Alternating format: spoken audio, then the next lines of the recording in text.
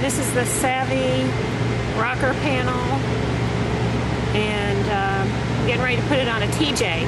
This is the passenger side, and you'll see that extra block right there, aluminum block, goes toward the rear, and it kind of tucks up in there, so it has to fit just right to be able to get it flush.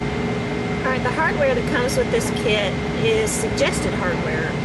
So I had to get some extra hardware. I got a 3-inch hex 18, and this is supposed to be 3-inch, but 3.5, but I could only get 4. Alright, this is looking at the slider like you would be looking up from the bottom of the Jeep.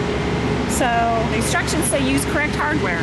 Well, I'm going to assume that the shorter bolts are the ones you want to use because they give 2 sizes. So I'm going to use the shorter ones to do these bottom bolts, and then obviously the ones on this side will go on whenever you put it on the side of the Jeep. Okay, so you can see the 3 nutserts there, and then all these bolted through. This bolted through and that bolted through. This takes a 3-inch, or yeah, this takes a 3-inch bolt. I believe that takes a 3-inch bolt too. This one was already there and it goes through. So this is my setup. I've got one jack there holding up the front of the rocker panel, another jack there holding up that, and then I got it in a position and then put the clamps on there. So these are Genrite corners, and they've been highly modified, so it doesn't quite fit perfectly. I'm going to have to probably grind off some of this. So this one's definitely going to have to be ground. It's keeping it from being flush. I don't normally keep my body mount bolts out, but I just replaced the body mounts, so that's why the bolts are still out. So you can see it fits a lot better now. I'm gonna have to cut some off the front, as you can see, because I've opened it up to fit these 37-inch tires. So this isn't going to be able to stay. So I used a 5/16 drill bit. I like to use a punch before I drill. So I just drilled out these holes on the back, and those 3 right there. The holes closer to the side do not get drilled out. That's for the step. I'm going to put nutserts in all the holes at the bottom. When you make the hole bigger for the nutsert, just make it where it'll fit in very easily.